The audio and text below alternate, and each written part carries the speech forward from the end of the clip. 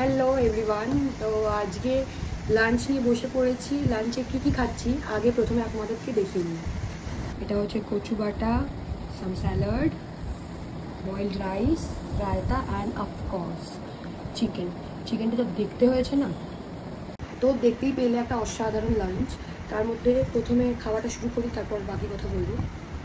তো প্রথমেই কচু বাটা দিয়ে স্টার্ট করবো। কচু বাটাটা খাওয়ার জন্য একটুখানি আমি ঘি নেব,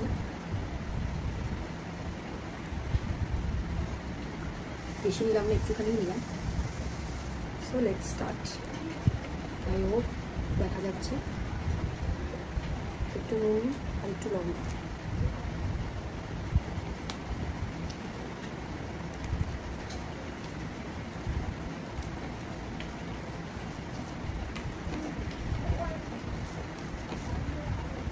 ভালো করে একটু মাখতে হয়, মেখে খেতেই আমি পছন্দ করি। আর বাঙালি খাবার মনে হয় আমার, যেমন হাত দিয়ে মেখে খেলে একটা টেস্টটা এনহ্যান্স করে। তো ওই চামচ দিয়ে খেলে কিন্তু বাঙালি খাবারের সেই স্বাদটা পাওয়া যায় না। হেভি আছে মানে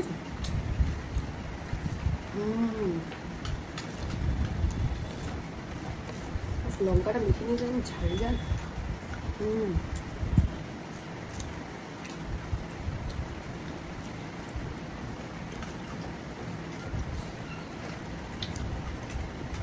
তোমাদের কার কচু বাটা ভালো লাগে আমাকে নিশ্চয়ই কমেন্টে জানাবে। আমার তো হেভি লাগে, আমি তো অনেক দিন বাদে খাচ্ছি।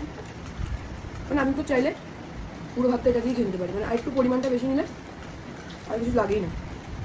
বাট আজকে একটু চিকেন আছে, এগুলো খাবো।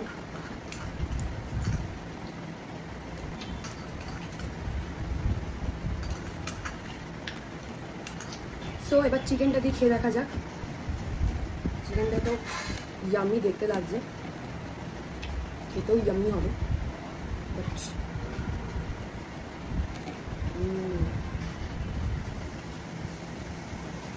আলু, মাংসে কিন্তু আলুটা মাস্ট। আলুটা না থাকলে আমার মানে হয় না, লিটারালি কষ্ট হয় যে আলু নেই। তো একটুখানি মেখে আগে খেয়ে দেখি। আলুটাকে নিতে হবে, একটু মাংস নিতে হবে।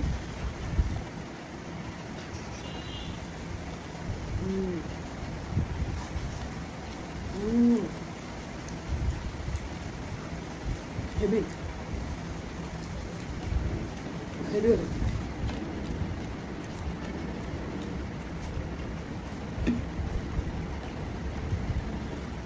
ভালো হেভি হয়েছে, বল বলে যা। হেভি হয়েছে, হেভি হেভি হেভি।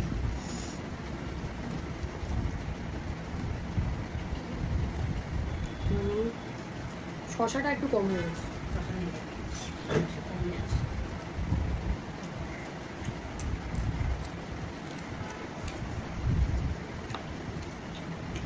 পুরো রায়তাটা টেস্ট করে কেমন খেতে। তার মধ্যে একটা ভাজা মশলা দেওয়া আছে, জিরে, ধনে গুঁড়ো, লঙ্কার গুঁড়ো, তারপর নুন, সব কিছু মিক্স করে শুকনো খোলায় ভাজা। তার সাথে পেঁয়াজ শশা আছে এর মধ্যে, খেতেই কেমন খেতে। একটু নুন লাগবে।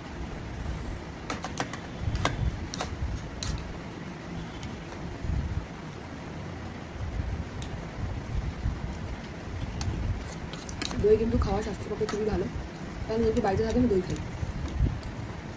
একটু এটার সাথে এরকমভাবে নিয়ে মেখে